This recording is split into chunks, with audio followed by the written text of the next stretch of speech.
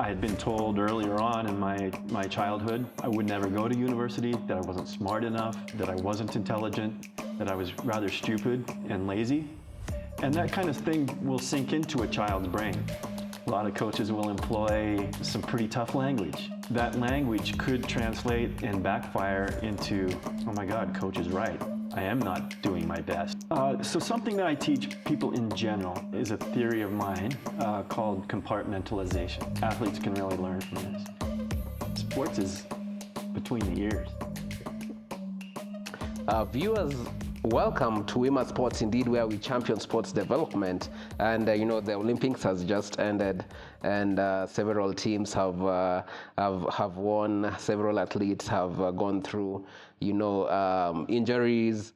Several teams have also, gone through losses, and this happens and brings stigma.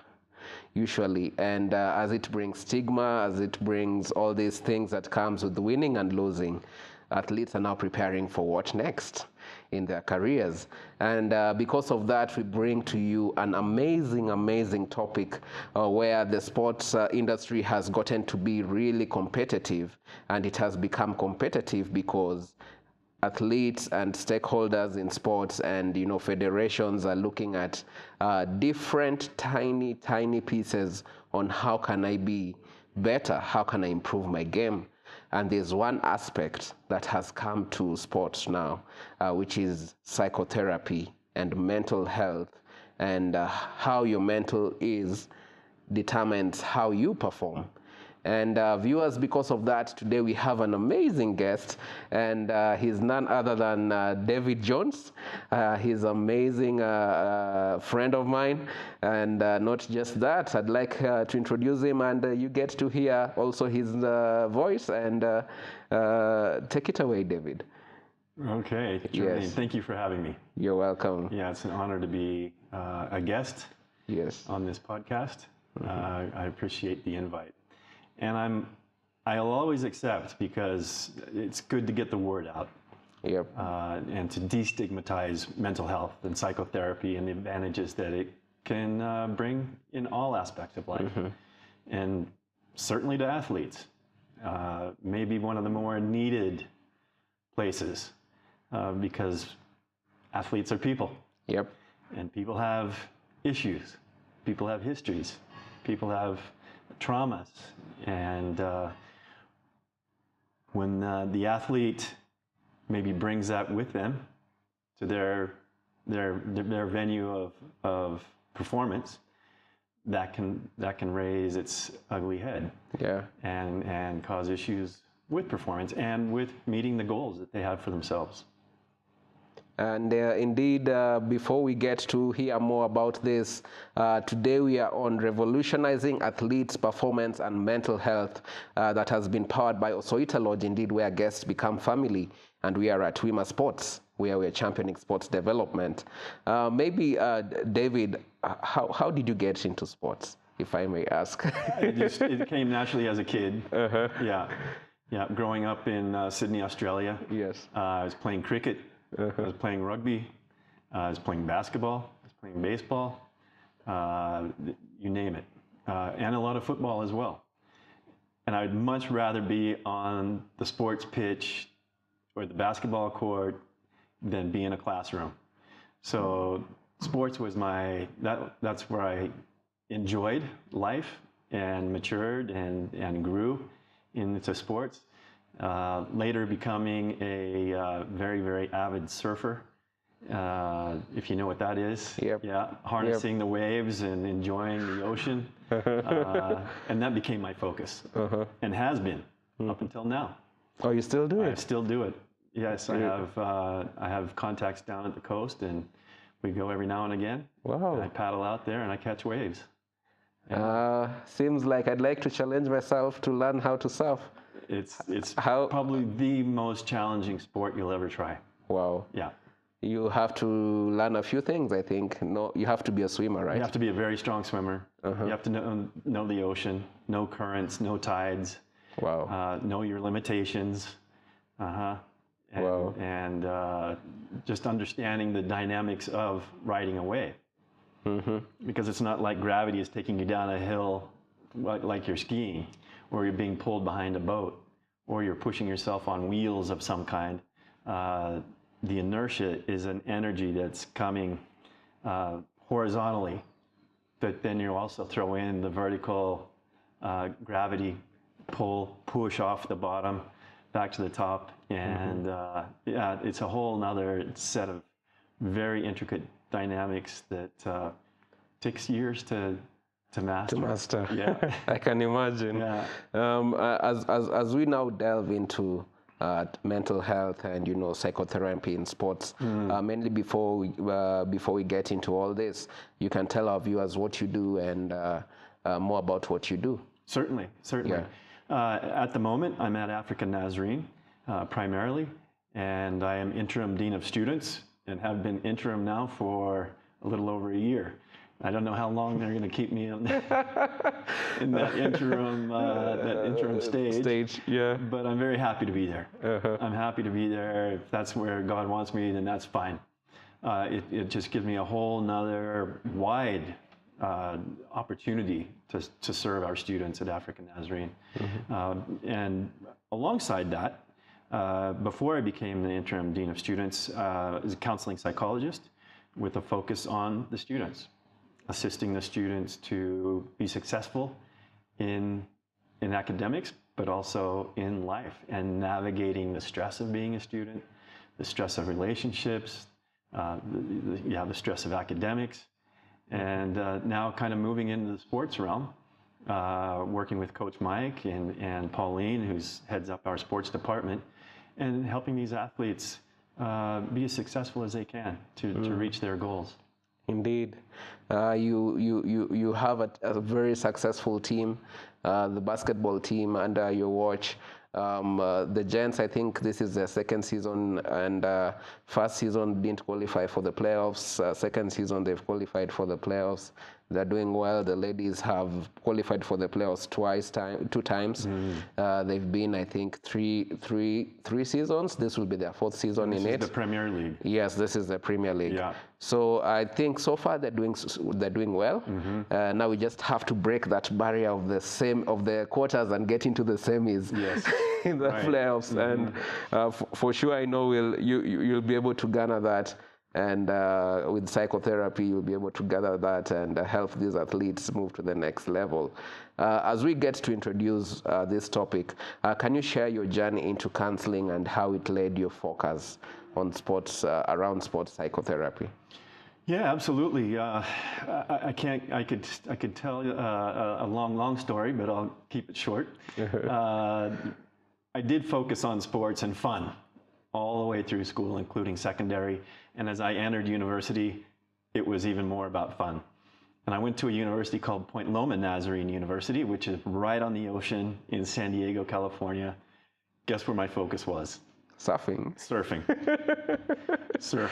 Certainly not academics. Yeah. And that showed up. And I can just speak to the fact that what that was about was I didn't have goals. I didn't have academic goals. I didn't have an academic direction in my life. I had been told earlier on in my childhood that I would never go to university, that I wasn't smart enough, that I wasn't intelligent, that I was rather stupid and lazy. I was told by a headmaster who was caning me at the same time when he was telling me that. And that kind of thing will sink into a child's brain. So I never saw myself as a successful student. So I ended up dropping out. I dropped out of Point Loma Nazarene in my third year and joined the military. The U.S. military, spent some time there, was successful, and it was a great experience, and I thank God for it. It helped my self-esteem to some degree. However, there was always that lingering knowledge that had been instilled to me as a child that you're not smart, that you're actually quite lazy and stupid. That was always there. After the military, I formed my own business, and that was successful for quite some time. After doing several different things, commercial fishing, sports fishing, and so on, on the west coast of the U.S. and California. But I started my own business and it went well. After some rocky financial times, the business dissolved. And I had poured my savings into it, and we had to start over from scratch, from zero. I decided, well, what am I going to do? I need to go back to school. And I'm 39 years old. Oh. And this is my decision. 3 children, wife, which that marriage is dissolved by now, but at the time.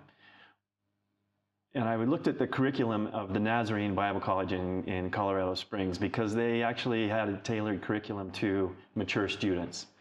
It was mostly a night school, so you could work during the day and then you could go to school at night. The curriculum that I chose was Christian counseling. It seemed to fit something that I could do. I was not called to be a minister. I was not called to be a missionary necessarily, but counseling seemed to work for me. So I got my counseling degree, amazing my parents because they didn't believe I was that smart either. But I got my degree in Christian counseling, and I liked it. I liked the genre of the industry and that it was helping people.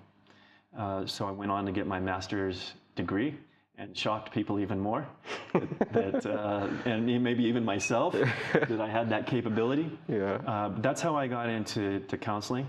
It was a marriage and family therapist master's course in California. But that immediately put me into a counseling position, working with primarily homeless, mentally ill, substance abusing folks in the downtown area of San Diego. Very, very difficult population to work with. So it was a great experience. Then working with at-risk youth, and then coming to Kenya later, working with students primarily. And that's when I started getting involved with some athletes, because just by virtue of them being students. Yeah. Yeah. So it's been a journey.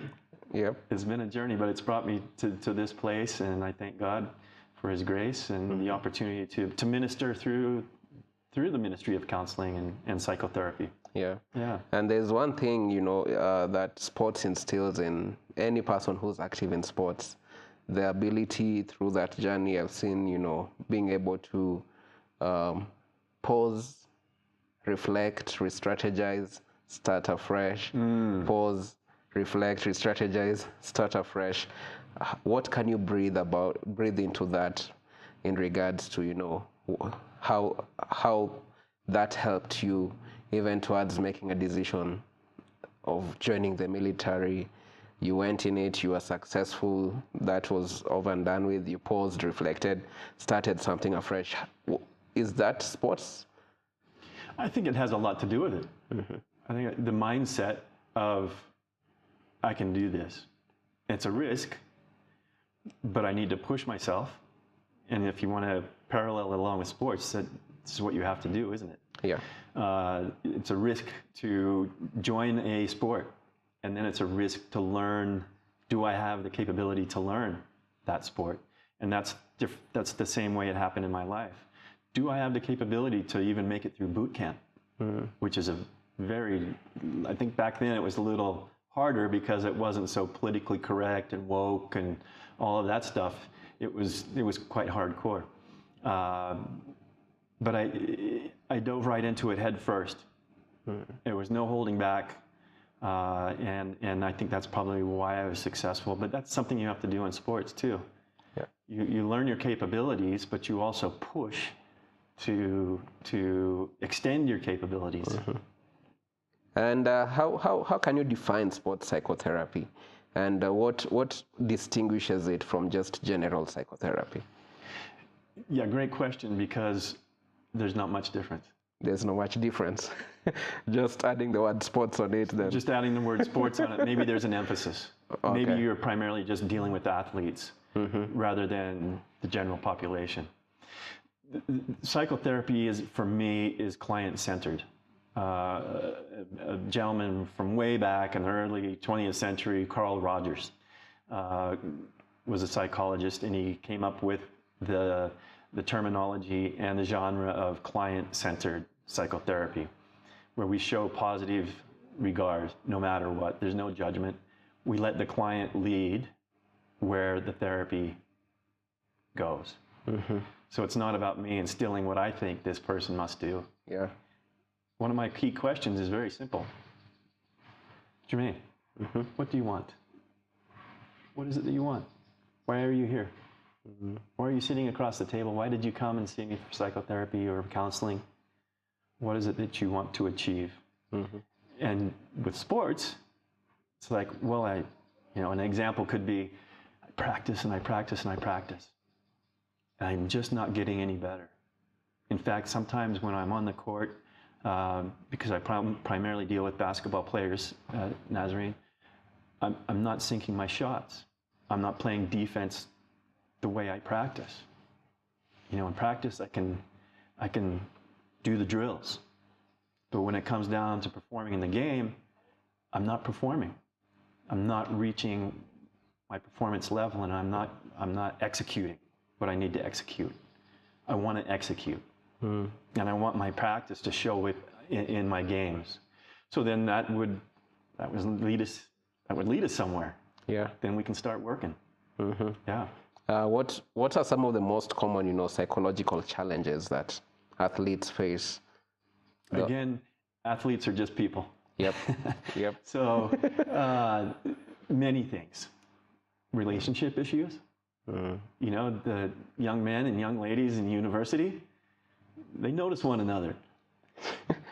That's a fact of life, isn't it? Yeah. That can be a big distraction. And when people get into a relationship, then that relationship can completely distract the athlete, whether it's a female or a male, depending on the health of the relationship or the malfunctioning of a relationship. Can greatly affect an athlete on the court. What about past history? Like in my past, I was told that I was stupid and lazy. That greatly affected my abilities as a student because I believed it. What have these athletes been told in the past by maybe their parents, maybe a coach somewhere along the way? Perhaps there has been a trauma in a person's life, and the likelihood of trauma is quite big, especially here in Africa and Kenya. There is trauma everywhere.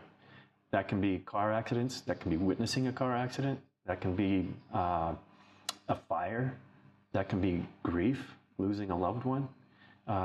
Trauma doesn't have a set, it takes this to be trauma. It's the way the person responds to the challenges of life.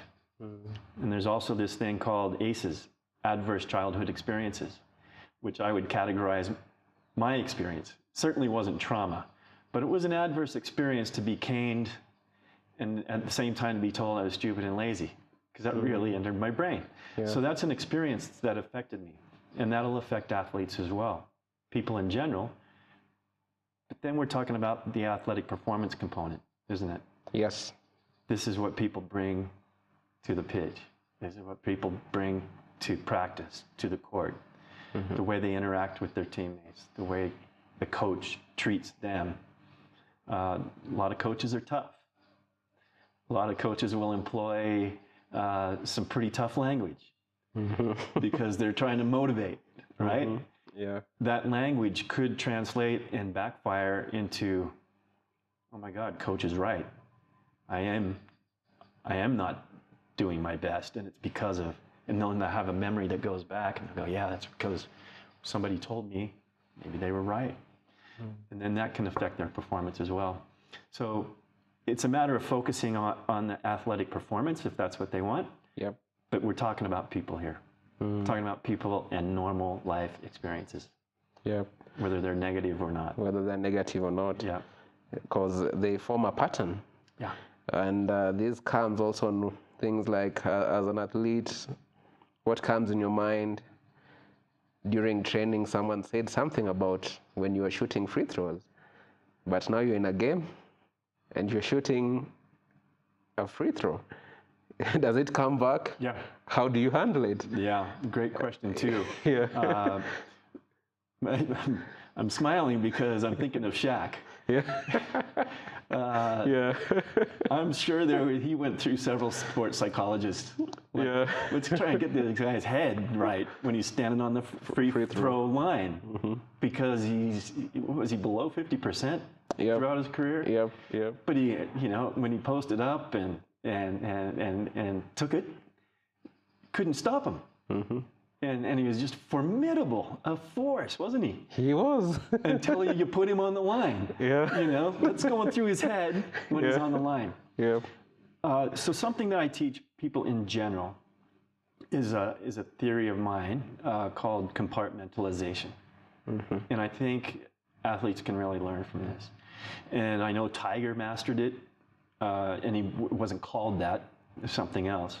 Jack Nicklaus, another amazing golfer, probably the person Tiger was chasing as far as major wins.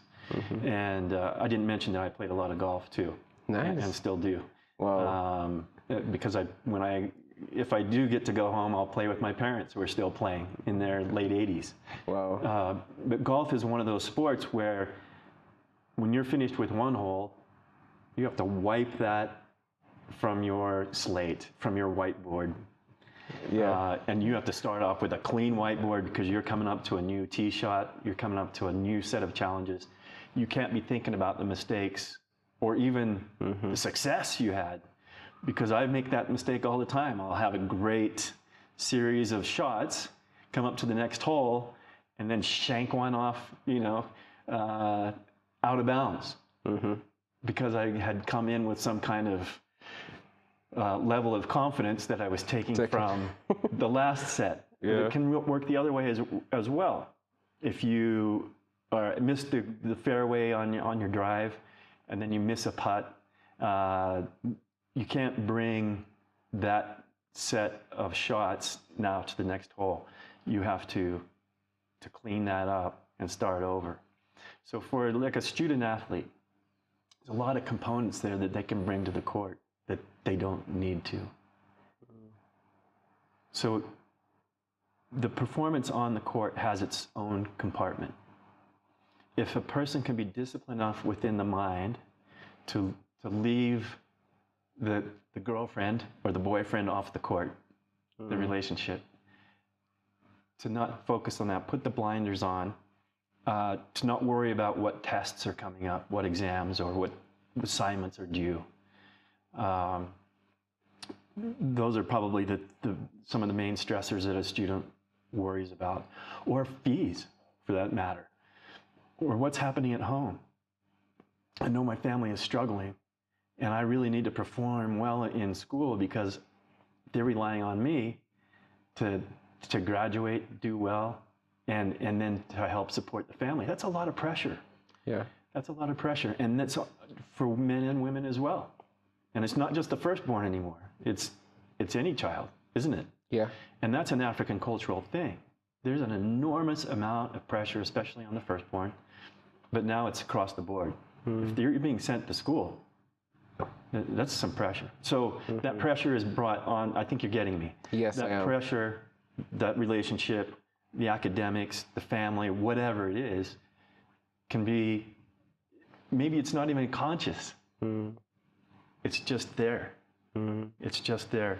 And that can raise its ugly head, or it can just be a weight that you're not even really conscious of. So compartmentalizing is the family has a compartment, academics has a compartment. If it's a relationship, that has its own compartment. And if one of those is not doing well, some of the others probably are okay. But typically as humans, we'll let one compartment sink the whole ship, right? When it doesn't have to. Ships like the Titanic were not compartmentalized. So that gash in the hull from the iceberg took down the unsinkable Titanic because that water flooded in and flooded the whole ship. Now ships are compartmentalized, especially Navy ships. If a hole is blasted in the side of the boat, it only affects that area. The rest of the ship floats. So it's safe. keep going to its port, or it stays afloat and it's able to be repaired. Bringing that kind of psychology into sports, and this takes practice, by the way, having that mentality, and it's a practice. It's a practice of metacognition, which is a higher level of thinking about one's thoughts. If an athlete is thinking about their thoughts before they enter a game, and the thoughts that they are thinking about, subconsciously or consciously, usually consciously, if they're not focused on what the task is at hand, and this is why it's a human condition, because you can do that before an exam, do it before a class, or you're reporting on an assignment, something high pressure, where it's about performance, isn't it? Yeah. Whether it's academic or it's athletic. Being in the compartment that you need to be in, and not being in another compartment as you're trying to enter another one. So it's a metacognition practice that doesn't come naturally, but is extremely helpful. Yeah. So as an athlete, Jermaine, when you were lining up on the free throw line, what was going through your mind sometimes? Is it that I just need to rely on my training? I mean, I know some people just go blank. They don't think at all. And they just rely on what they've been practicing. Muscle memory and... Muscle memory. Yeah. And the fact of not overthinking it, which I think probably what Shaq did. Because there's so much, the further he went into his career, the more pressure there was. The more pressure there was. Yeah. So I know that, I think that explains, I think for the athlete, a way of pushing back those other compartments that don't have anything to do with basketball in this moment, or rugby, or whatever it is. Yeah. It's being present in the moment for the task at hand. Yeah. And as you know, athletes are people who face lots of pressure. And I think hey, that word is... Yeah, compartmentalization. Yes. Being able to do that helps them a lot. South Africa are playing rugby finals, but at home things are happening. Right. How do you stay locked in and ensure that whatever is happening, I have an avenue to, if I win this game, then I'm done with this game. I can now bring that to the post-game interview. Kenyan sevens team is playing in the Olympics, and back at home, there is the protest, finance bill protest. Yeah. And some of your families are affected. Some of your friends are affected in it directly. And in very negative ways, maybe even shot, or missing. Yes. So in such ways, what would you tell an athlete before that game? I think it would be a matter of helping him or her to focus on the task at hand. I would ask them, is there really anything that you can do about what's happening at home right now? Can your thoughts that you are bringing with you from Kenya, and maybe your worry or your concerns or your fears, are those taking you to the place where you need to be now with the task at hand? No. No, they don't. No. Yeah. Yet, as humans, very, very difficult for us to control that, because we're worried about family and friends at home, maybe getting caught up because Gen Zers are out there. And it's that's the age group of the rugby team, isn't it? Yes. Yeah. So, of course they're going to think about it and worry about it and care about all sorts of things. Maybe on a grander scale, they care about the economy of their country. They care about the political state of the nation. But is that worry going to serve you in this moment with this task in mind? And the answer would be no. So then we help them move into a different compartment, to change the thought process, the trajectory of what's concerning them. So often, when it comes to grief, when it comes to maybe having a poor relationship with a father's not backing up the family like he should be, and it's causing all sorts of angst for a student. It's affecting their academic performance because dad is doing this. Mm-hmm. So that's what I would ask, is worrying and hurting and feeling bitter and regret that dad is not coming through for the family. And these are true examples, and there's many of them, by the way. Mm-hmm. Is that helping you in your daily life? Is it helping you to feel good about yourself? Which, for athletes, you need to feel confident and good about yourself. Yeah.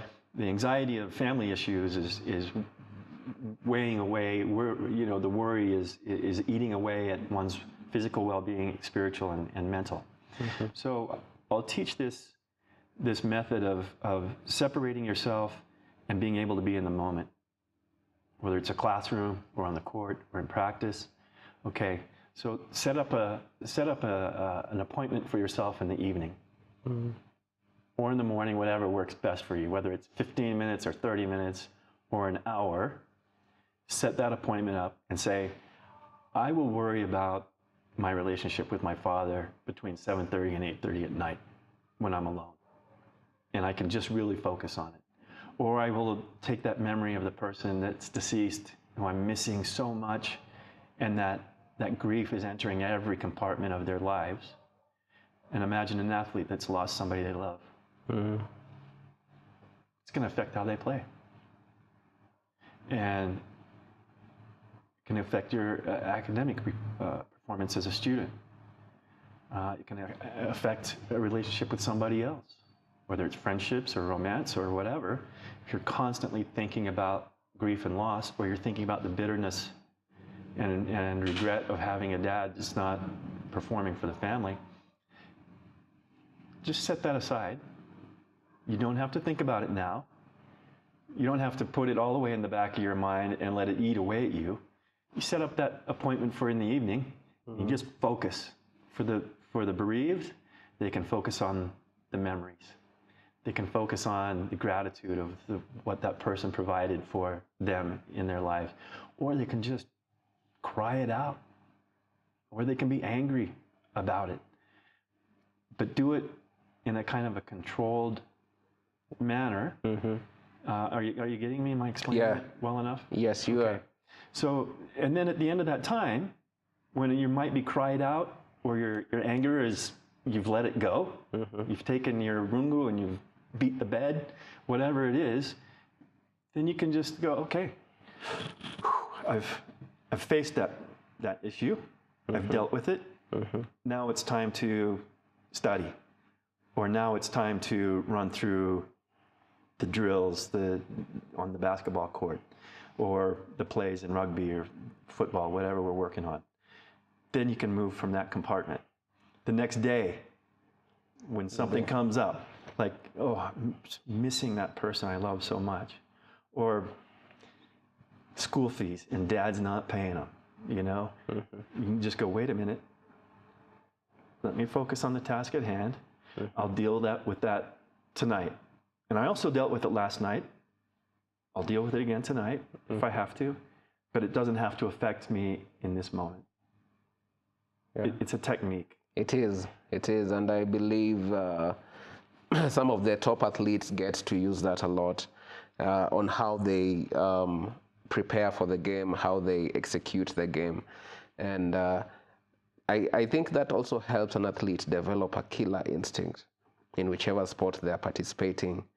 The ability to schedule, I'll deal with this issue at this specific time. Then now it's time to train. Mm-hmm. Now it's time I don't want this to come into my mind at this moment. What can you explain on how cognitive behavioral therapy is used to manage performance and anxiety in athletes?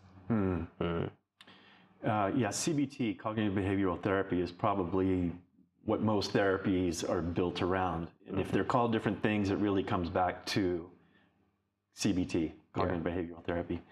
Basically what that is helping a person with their thought process. Because it all begins with thoughts. And if you just now look through the eyes of an athlete or the lenses of an athlete, you can take what I'm saying and whatever sport that people are playing and they're listening to this, you can do the same. How is this going to assist me? Everything starts with a thought, Jermaine. That's where things begin. Yep. Whether they're negative or they're positive or they're benign, that's where the things start. So the thought then becomes a feeling. You getting me? Yeah. Like maybe the bitterness of the father or towards the father. That starts with a thought of, I wish my dad could be responsible for the family and I would have school fees and I wouldn't have to, worry every semester about school fees. That's a thought. That's a thought. That produces the feeling of, could be bitterness, could be regret, could be anger. And I'm talking about negative ones now. There's such a thing as positive ones as well. But we're human, so we tend to go with the negative. It's just the way we are. And I'm only using this deadbeat dad story as an example. Yeah. Because there's so many other things. Cuts across. Yeah, that cut across. But I know a lot of people can relate to that. There's certainly a good portion of dads out there that are stars, superstars in supporting their families. But this is just an example of some negativity. The feeling then can then become an emotion, and emotions and feelings are often clumped together, but they're different. Emotions are the physical emotion that comes from that feeling. Yeah. You've been angry before, right? Yep. Where do you feel it in your body when you're angry? Heart. In your heart. Starts beating fast. Yeah. Some people, their teeth will clench. Maybe they'll ball up their fists. Right? Yep. Maybe they'll feel the heat coming. And losing the ability to think clearly, and they'll just react. Like if you get angry enough, you're going to react. If somebody comes after one of your loved ones, the anger is going to take over, or the instinct of protection, and you're just going to do what you have to do, right? Yep. So that's then crying is emotion, screaming, smiling. That flutter in your heart when you find a crush. Yeah. Those are emotions. But all those things now drive behavior and outcomes with your actions that you take. And if it's a negative one, then it's a downward spiral. So it begins with the thought. Cognitive behavioral, that's that full circle. Process, Of now arresting those negative thoughts because they're not serving you. And that's what you can do is the metacognition part of it is to examine the thought, catch the thought, and say, is this thought about my dad right now, is this serving me? Is this helping me at practice? Run the drills? Is this thought giving me a good positive feeling inside? Does my body feel comfortable with this thought? And if the answer is no, then change the thought. And that's where the behavioral therapy comes in. When the thought is changed to maybe, I'll think about dad later. Right now, I need to change my thoughts to running drills. Or I need to change my thoughts to gratitude as I'm on my way to practice, or even the game. God, and say it as a prayer, which is what I tend to do because I practice this myself. I'm just so thankful for where I'm at right now and for all the blessings that you have given to me and the way that you have directed my life. I'm just so grateful for my life. I'm grateful for my wife. I'm grateful for this position and opportunity. Just run through that. That will immediately, Jermaine, that will switch the thought process immediately from going downward into a downward spiral to going, oh, that feels good to be grateful. Because there's so much to be grateful for. We can always find something. True. Several things. People, situations, memories that we can be grateful for. So then that takes the feeling and the emotion to something completely different. Driving the behavior. Cognitive thoughts. Then changing those, managing those to then a behavior that takes you where you want to go, whatever direction that is. Yeah. Would you breathe on to the mental process of working with an athlete through an injury and coming off the injury, strong and better? If we compare the two, where our setup this side versus maybe the developed countries, you see athlete goes through an injury and comes out even stronger, more efficient, more. There are things that we don't see on the screen. There are things that happen on the back screen. And that's where you come into play with psychotherapy towards working with athletes. So what are some of the insights you can give an athlete who's going through an injury and would like to come back and still be able to actively play that sport without the thinking of, no, my knee, or I'm feeling a twitch? And some of these things are psychological. Completely. Yeah. Completely. And this is probably one of the most difficult areas, especially serious injuries. Yeah. Like an ACL. Yeah. An athlete can just give up because that's such a serious, debilitating injury. And there's really no guarantee that you will come back from that. However, there's a good chance if you do the work. If you do the work. So there's a lot of things. Again, it comes back to cognitive behavioral therapy. What do you want? I want to heal, and I want to play again. Okay? Are you ready for the pain of the discipline it'll take? Because it's going to take some physical pain, and it's going to take some emotional pain, some cognitive pain, because you're going to have to work through it all. But how bad do you want it? What are you willing to sacrifice in order to get back to playing again? I'm reminded of a professional surfer from Hawaii. He suffered a horrible wipeout in Portugal. Wow. And it busted up his pelvis. What? And his lower back. Yeah. He had to be medevaced, evacuated medically from the water to a hospital. The hospital, they were in a remote area of Portugal, couldn't handle the extent of his injuries. I mean, this would be like being in a major car accident. So waves that of consequence often happen over rock surfaces that are just barely submerged below the surface. And if you're thinking about tons of water, literally tons and tons of water, slamming onto that rock shelf, if your body gets between the two, that water and the rock shelf, it'll bust you up like you've been in a car accident out on the Kuru highway. Just severe trauma. So this surfer named Billy Kemper has a family. He went through probably over a year of just heavy rehab, painful rehab. But his mindset was, I'm going to surf again.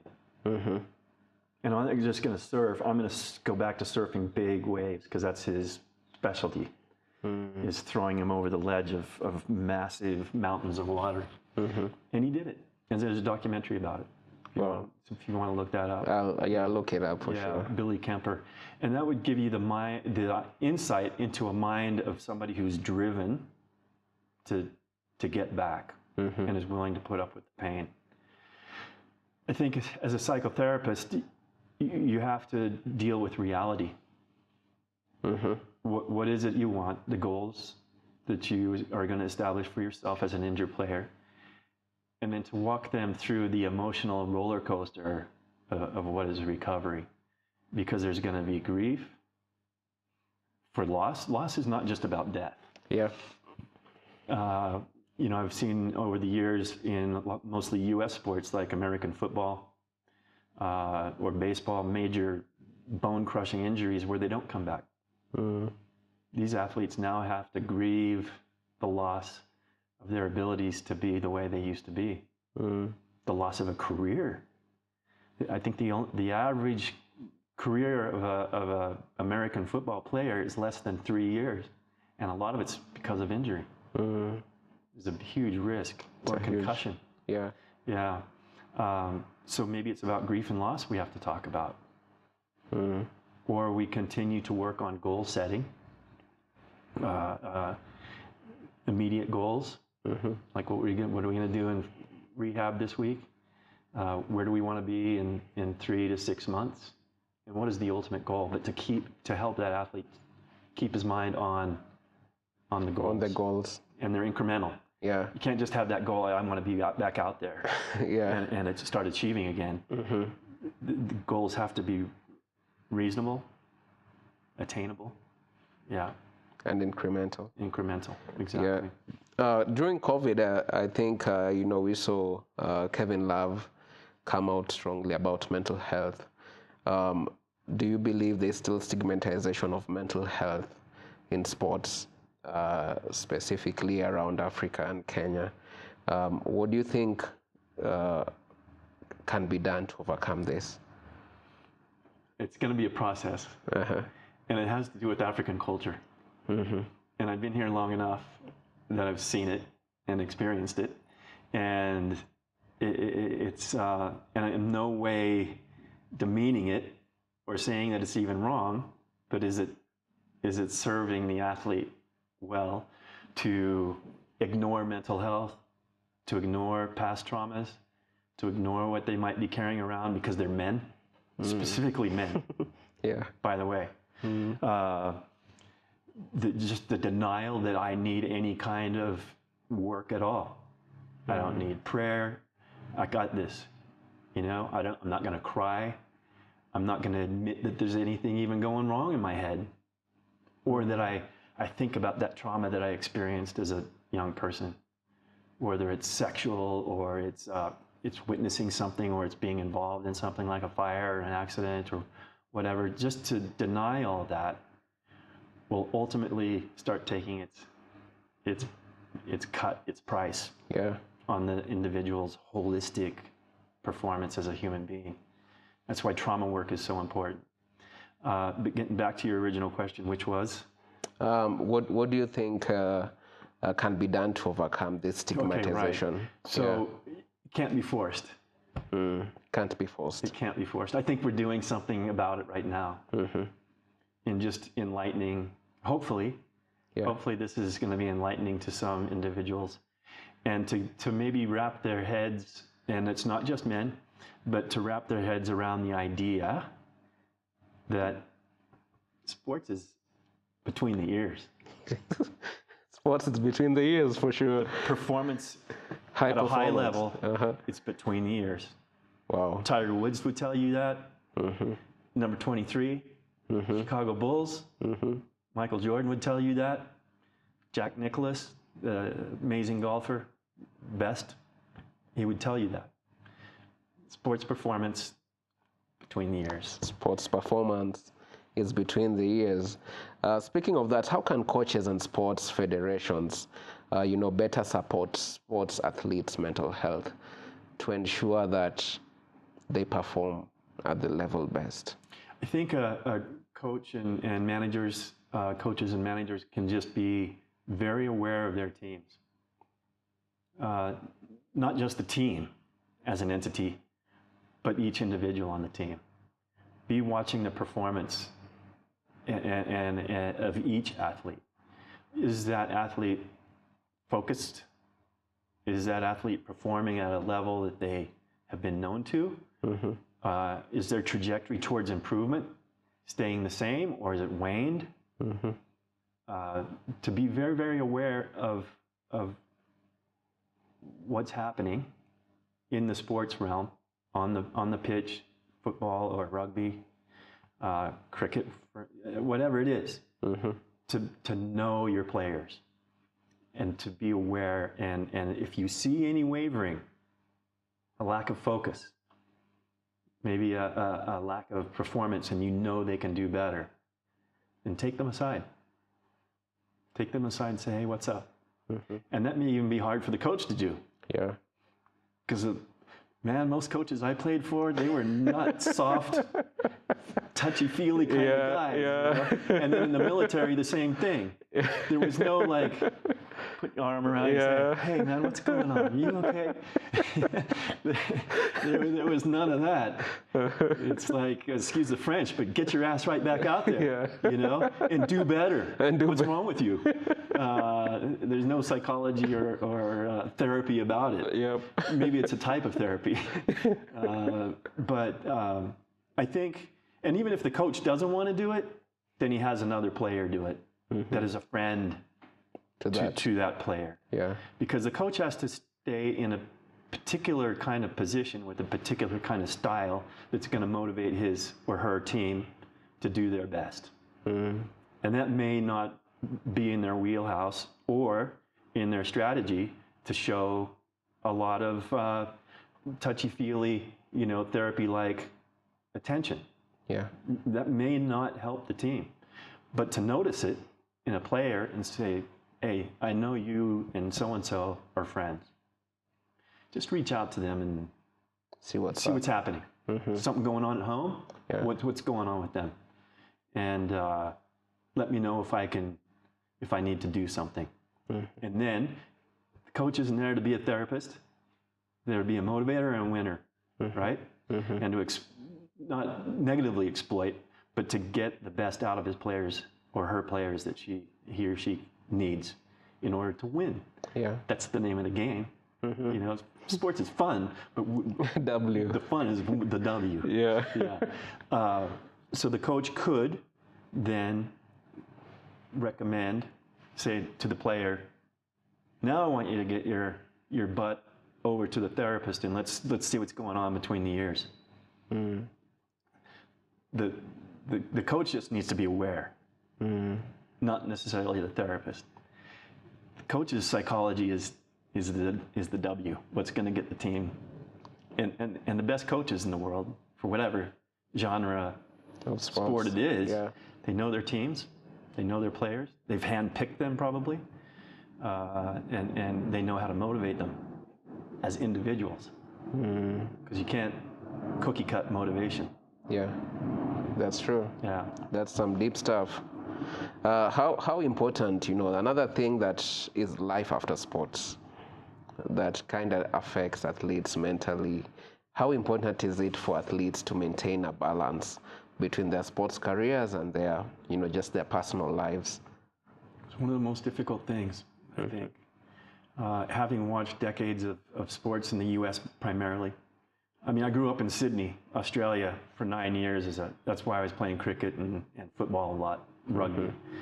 But as you move into the genres of the U.S. sports, baseball and American football are the two main ones. And when an athlete finally realizes, and these might be great athletes, like Michael Jordan, like Magic Johnson, when they reach the end of their career, they're not ready for it. But they have to face it. Like, I'm just not the player that I used to be. And you can see that they're grieving. And sometimes I've seen players retire and they're in front of the press and the whole nation and they're weeping at the fact that they have to now give up the game. Many will stay involved. Many will then become coaches themselves. Some become sports commentators or sports writers. They stay in the game. They're just in a different part of the game. But there's others that don't do so well. And I don't know if you've ever heard of a player called Junior Seau. He's a Samoan American from the San Diego County, where I'm from, but a full Samoan. And Junior was a defensive player for the San Diego Chargers. a team that now has gone to Los Angeles. That's a whole nother bitterness story that I've had to do cognitive therapy about. That my football team leaving San Diego and going to Los Angeles, it's the worst. Did you shift with them or no? No, I didn't. No, I'm still bitter. Yeah. I'm seeing my therapist about it.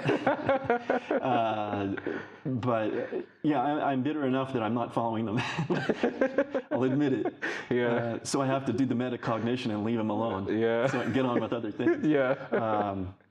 Junior was a beloved player, good-looking guy, big smile, and a defensive player that other teams feared because he would crush the ball carrier. He would just absolutely maim them and maul them and hit them so hard. Junior unfortunately suffered major concussions throughout his career.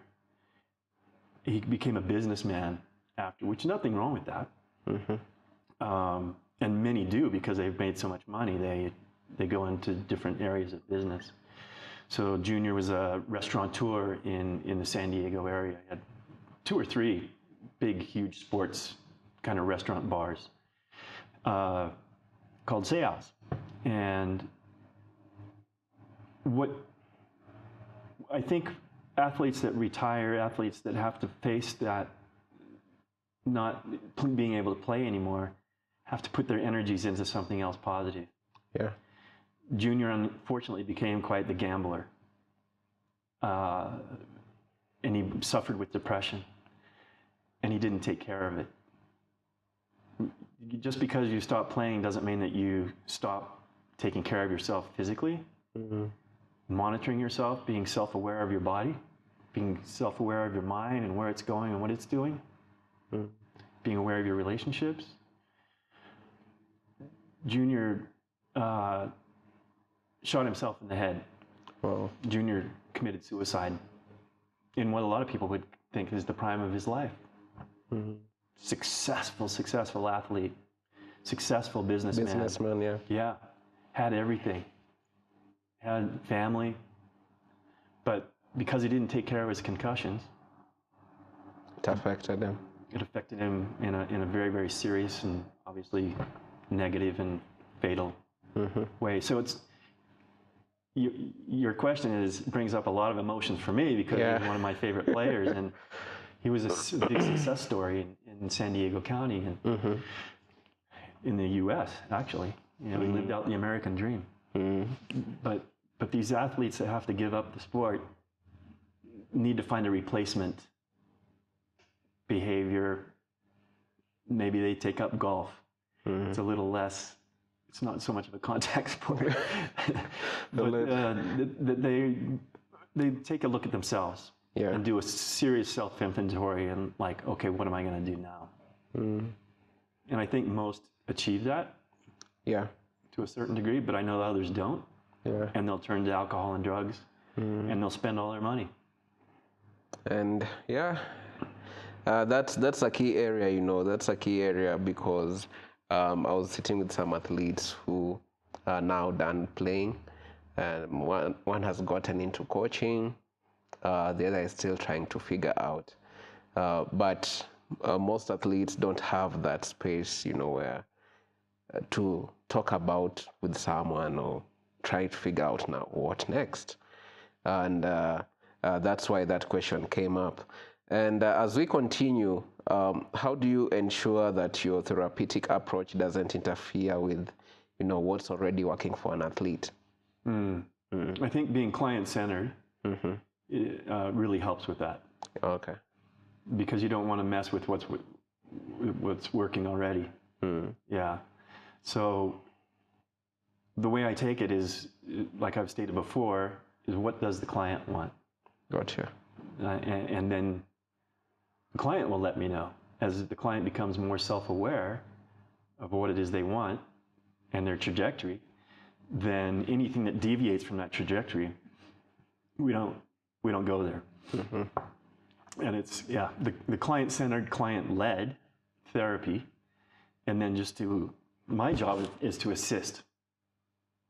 It's just to get them to where they want to go, and not to direct them, not to bring in a program and change things up necessarily.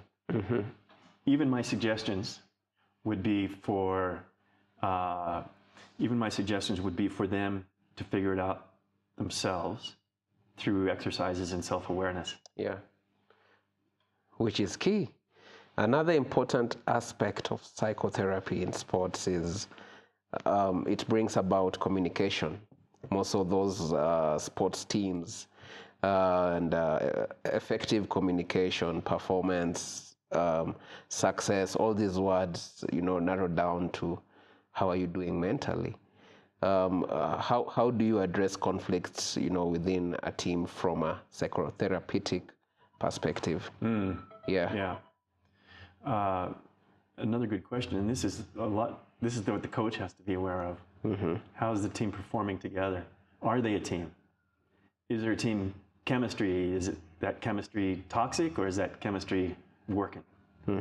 That's a big coach thing, to be aware, and then to manage the players. That's tricky. Yeah. And I've never done a group counseling with a team. I've done some group counseling with injured players.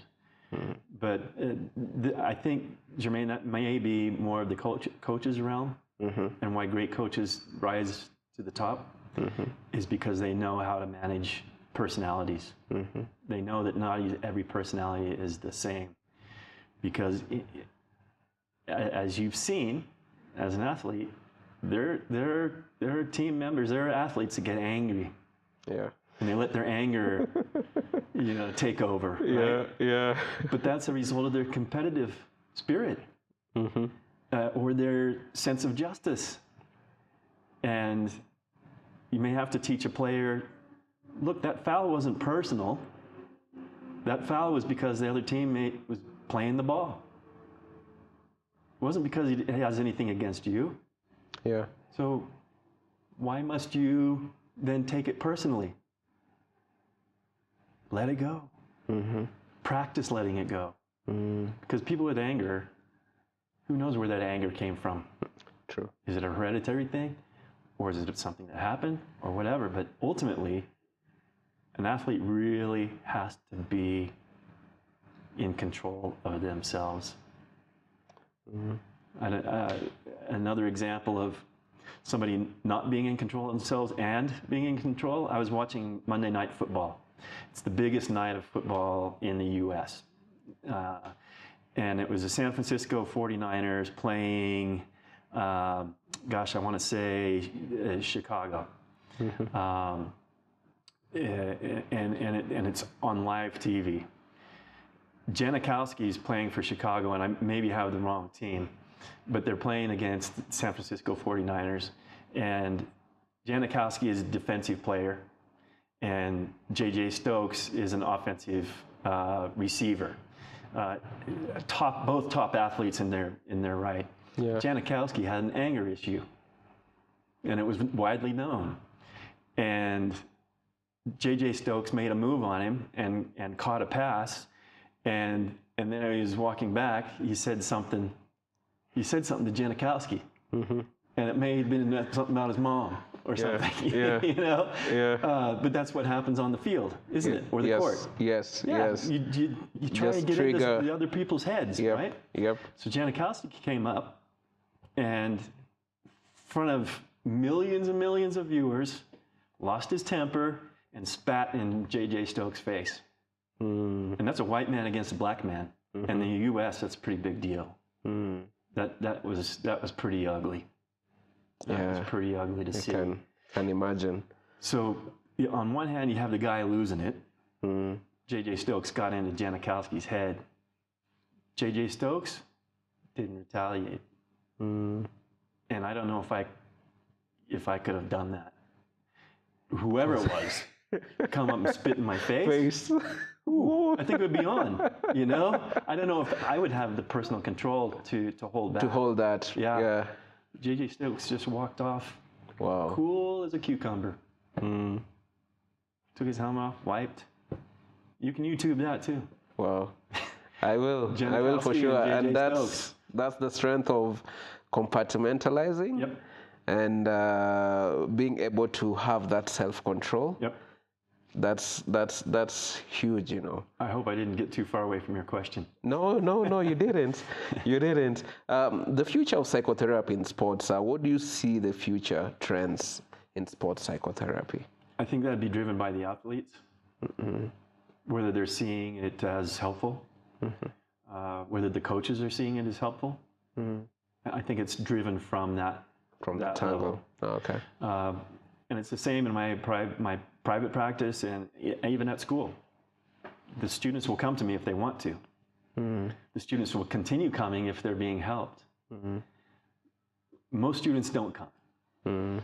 But those that do, many of them stay on and they do the work to help them achieve what they want to achieve. Yeah. But it's driven, I can't market my office and put up signs and say, come, visit me, make an ad for myself. Yeah. You want success in life? See DJ.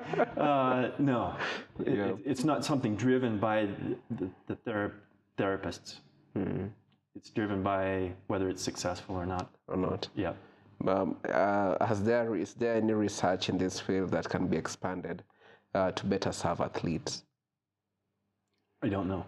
Okay. But I'm sure there is. Okay. I can't answer that, but gosh, you start diving into what's been researched. I bet you would find a lot. There's a lot for sure in sports psychology. Yeah. What's your final message, to athletes, coaches, sports stakeholders about, the importance of mental health in sports? What final message can you leave them with? I think it'd be more about mental health in life. And sports is a compartment in life. Yeah. It's just one compartment. Even if it's your main compartment, if you're Ronaldo or Messi or Tiger Woods or these top performers, it's a big compartment. David Beckham was a good example of having his other compartments, right? Yeah. The ability to maintain and manage each one. But that speaks to self-awareness, your trajectory towards your goals and what those goals are. Do you have a roadmap for your life? Maybe for your life as an athlete, what is your roadmap? Have a destination. This is what I want to achieve as an athlete. And for our student athletes, it might be, I want to achieve graduation. Yeah. I want to perform well enough that I keep my scholarship so I can graduate and then be successful lawyer, businessman, teacher, whatever it is. Maybe that's the destination.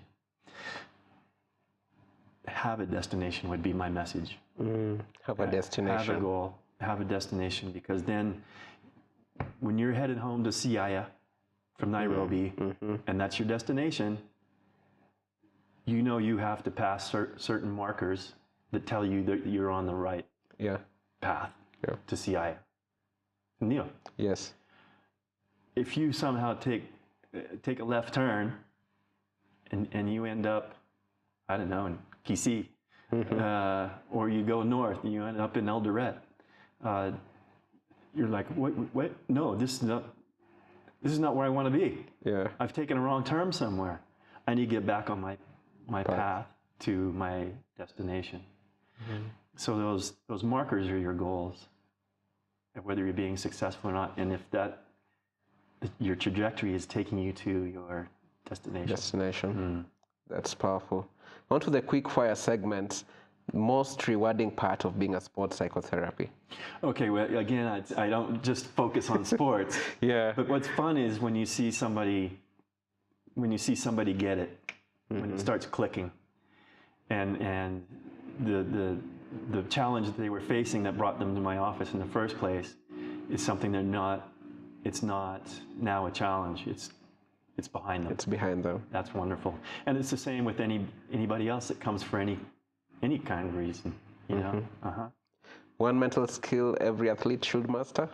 Self-control. Self-control. Yeah, that was tough, man. Even for me. Yeah. Yeah. It's a huge one. It's a huge one.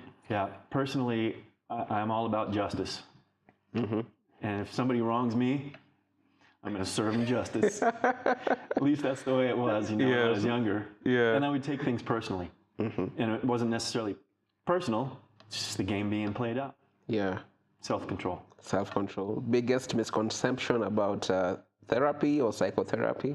Is that it's a weakness that brings you to that place. But it's not. It's the opposite. It's the opposite. It's the opposite. If a person can be self-aware enough that they may need some help with the biggest muscle that they need to exercise, which is the brain, that's a sign of strength. And it's a sign of courage to go get the help you need when you need it. A book or resource you recommend for athletes on mental health? Yeah, really, really good question. I don't know of one specifically right off the top of my head, and I wish I had this question earlier. Okay. But there's a lot of sports biographies out there about how to be successful in sports by professionals that have written. But I would read up on Tiger's strategies, Jack Nicklaus's strategies. I don't know if David Beckham has written, but you could even choose your genre of sports. Yeah. Look for the stars that have written something, and go to those. Your go-to method of managing stress? Sorry? Your go-to method of managing stress? My method? Yeah. Go-to method is your go-to method? My go-to of handling stress. Find an outlet. Yeah. If your stress, if your mental health stress, or your the pressure of becoming a good athlete and performing, find an outlet outside of the game. Do something different that takes you out of that compartment and allows you to decompress and do something else where the game is not constantly weighing on your head. Whether that's going to Acacia and worshiping all night, and not thinking about the game and practice. You're just focused on worshiping. Or if it's picking up another sport. There's so many baseball players, football players, surfers that also golf. Yeah. Isn't it? Yeah. Yeah. And they're not professional golfers. Yep. They just enjoy the break from whatever else that's dominating their lives. They can go out there. Golf you have to focus on. You can't think about much other stuff when you're taking a golf shot, and when you're focused on getting that ball down the fairway and onto the green and into the hole. Yeah. And it tends to bring up. It tends to be fun, but it's also competitive. But my point is, find an outlet. Find an outlet that is away from what you do. Your main focus. Yeah. And it's been great having you, DJ. Amazing insights you've given us. I hope so.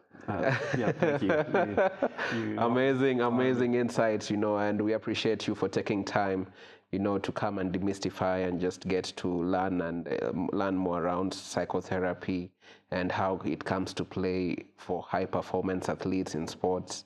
And whoever looks at this or watches this and would like to get to know more about you, I know you say it's like therapists don't like, hey, I'm here, right? Come over, come see me. Yeah, but someone would like to get an interest, or someone would like to get to see you. How do they get to you?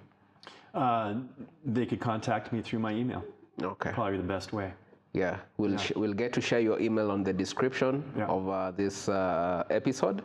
And viewers will also share it as well in our social media platforms, and you'll get to reach out to DJ. Absolutely. And I would like to, I have one caveat. Yes. A parting thought. Yes. Kenya has some athletes. Has some amazing world-class athletes, don't we? Yeah. Yeah. So Kipchoge, which I didn't mention. Yes. I kind of focused on the other sports. Yeah. What a master of the mind. If you could tap into that guy's mind and the way he overcomes pain, the way he overcomes the negativity of people telling him he can't do that, and what he's achieved in his life. Ooh, that is somebody that's got some command over themselves, some self-awareness, and some command over their mental game and their physical game. And I think if you study Kipchoge, and I've heard this in some of the documentaries, it's between the ears. It's between the years. For him too. Yeah. Yeah. We're looking forward to hosting you, Eliud. I know that's one of our goals in this podcast. Wow. To get to host him. Come and be an observer. I'll let you know. I'll serve him water. Yeah. I'll be the water boy. You'll be the water boy. Yeah, definitely. I'm looking forward to that time. And Eliud indeed is crazily mentally tough. Yeah, focused, Oh, and yeah. it's imaginable, trying to think what he goes through to cross that line and to go under 2 minutes, under 2 hours. Under 2 hours? Yeah, it's supposed to be impossible. Yeah, we salute him. Yeah. Before we let you go, DJ, we'd like to appreciate you once again, but we'd like you to look at this camera and just leave one nugget of what you would do different if you were 21. Wow. Okay, let me figure it out first. I think this way, and then I'll look. Okay. Yeah. If I was 21, I would probably do things differently. I may even seek psychotherapy, not just because I happen to be in that genre, but it may have helped point me in a direction of positivity and of my abilities, my true abilities, instead of wallowing in what I had been told as a child. Perhaps I would have discovered my potential a lot earlier, maybe finished university in my younger years, and who would have known the trajectory of my life at the time. I can't say that I regret my life at all, but that might have been one thing I would change, is find somebody that could assist me into finding my true abilities and assist me on finding my destination, because I didn't have one at the time. So maybe when I was 21, instead of surfing my life away, which wasn't a horrible thing, maybe just not that helpful, I might look for goal setting and a destination that would assist me in my trajectory and success in life. And I thank God for His grace, because somewhere along the way, He got me back on the path. Amen. Thank you so much once again. And viewers, as we sign out, remember, stay on your path. Look for those goals, those marks that you are going to be using to stay on the path, and keep on pushing, keep on mastering your mind. And we are wishing you the best here at Wima Sports. As always, signing out, it's your host, Jermaine. Until next time, salute.